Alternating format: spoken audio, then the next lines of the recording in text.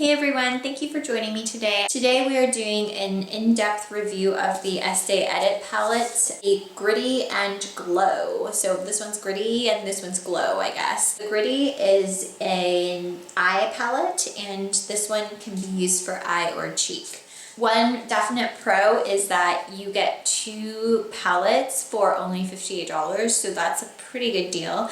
They stick together, which is really cool, and they're super glittery and beautiful. I will just start out by saying that I have very mixed feelings about these palettes.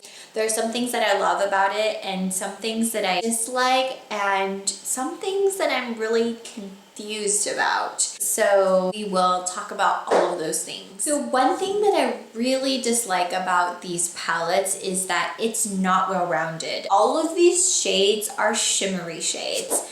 And in my personal opinion, I just would never do a total eye look normally with all shimmery shades. I like the matte ones, and I like to have at least two transition colors in my crease, one lighter one and one darker one. And I guess you could pick out some that could be transition shades from these two palettes. So I guess you could use this lighter gold and then like one of these down here as your crease color. And later on, when you see me actually trying to achieve a look, I do just that. I'm trying to achieve a look with just these palettes alone and nothing else. And it became really difficult. I have the look on my face right now. Actually, eye and cheek right now are all from these palettes alone.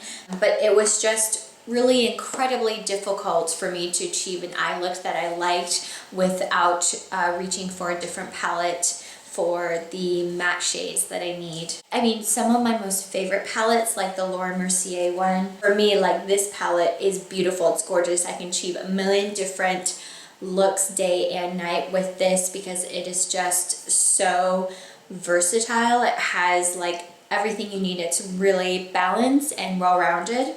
And my other favorite currently is the chocolate bar, and this one is also very balanced and well-rounded. And so when I reach for either one of these palettes, I don't need another palette or any other color to supplement the palette, if that makes sense. So if I'm traveling, I can just grab one palette and I'm good to go. It has everything I need for any occasion. I can achieve any kind of look.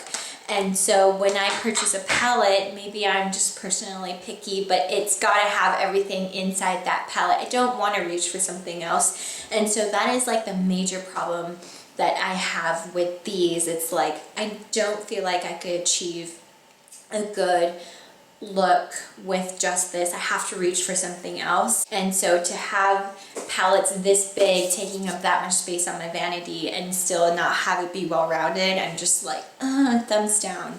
Another issue I have with this palette is with these palettes is that the colors are really similar. There's this goldy brownsy color from the black palette that looks almost exactly the same as the one from the sparkly palette. So look, don't these look exactly the same? I mean, you can barely tell the difference. And then there's these peachy pinky tones, one from the sparkly dark palette and one from the sparkly light palette.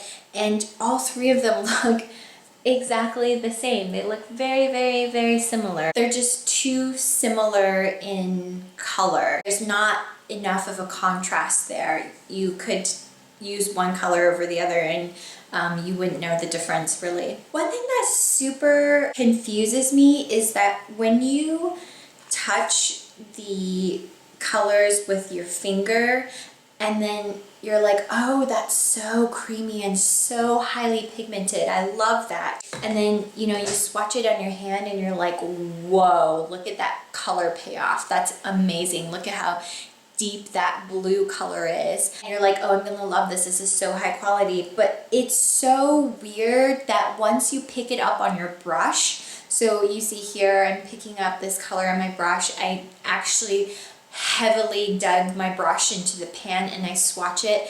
It comes, like once it's on your brush, it comes out really patchy. It's not smooth and creamy, and it's a little bit watery, if that makes sense. Like you don't get this heavy swatch where you're like, oh, look at all that color. In fact, here I am swatching all 4 of these darker colors, and you can see that like with one swipe of your brush, you don't get the color payoff. Like you can't even quite tell the difference in the 4 colors. They all just look kind of like a muddy black / dark brown. You don't get this beautiful like peacock iridescent-y color. And so I'm like, that really confuses me, because when I swatch it on my finger and I get this on my hand, theoretically that's the color payoff I should get on my lid, but I don't know if it's like my brush or what, but it doesn't translate to getting this beautiful creamy blendable color when you're trying to put it on your eye. Okay, so here's a clip of me trying to work with the color. I don't have foundation on, so I apologize for the state of my skin. I'm just going right in and doing my eyes first because I'm filming a foundation video after this. But you can just see that I'm struggling with the blending. It doesn't blend out very well. It looks kind of patchy. And I start out with the golden tones to try and do like a crease transition color, and they kind of run together, and at the end of it, I feel like the colors are getting all muddled. They just all kind of look like this brownish color. It can be pigmented if you grab a ton on your brush, which is what's happening here with this sort of purpley tone. So I grabbed a ton of it on my brush, being like, okay, where's that color payoff? And I put it on my lid, and the problem with that is, yeah, there's a lot of color payoff, but then it doesn't blend well. So now you've just looked like you used a super heavy hand, and it doesn't blend, and it's looking a little bit patchy. And so I had a really hard time blending and getting the colors to work. These 4 colors here, they have chunkier glitter in them, and they are a lot harder to work with. Do you see like my eyes? I don't feel like they're super well blended out. I tried my best to blend it out, and it just wasn't working. And it's very shimmery, and I feel like the colors are so close together that it looks a little bit muddy. You can't quite tell which color's what, where I blended each color, because I had to blend so hard. They just all kind of like ran together. It just looks like I have brown shimmer just across my eye. The other colors in the sparkly palette, they are super creamy, and they have this really subtle shimmery sheen. It's not like chunky glitter, so it actually does look fairly beautiful on the cheek. One thing that I will say is that I love this palette on the cheek. It's really beautiful. In the insert that you're about to see, I'm pretending to put these colors on my cheek, because what happened was I forgot to hit record when I was actually applying it, and then I was like, oh crap, I have to go back and redo it. So I'm just like showing you where the colors went, how I put them on, but I'm not actually putting them on again. I used the pink one on my cheek like blush, and then I used the white iridescent one kind of like as a highlight, and then I used the one that looks like a golden bronzer just like at the bottom of my blush to kind of contour a little bit. I've never contoured with like a sparkly bronzer to begin with ever, but for the sake of this video, I wanted to use only these palettes just to see what kind of look I would get.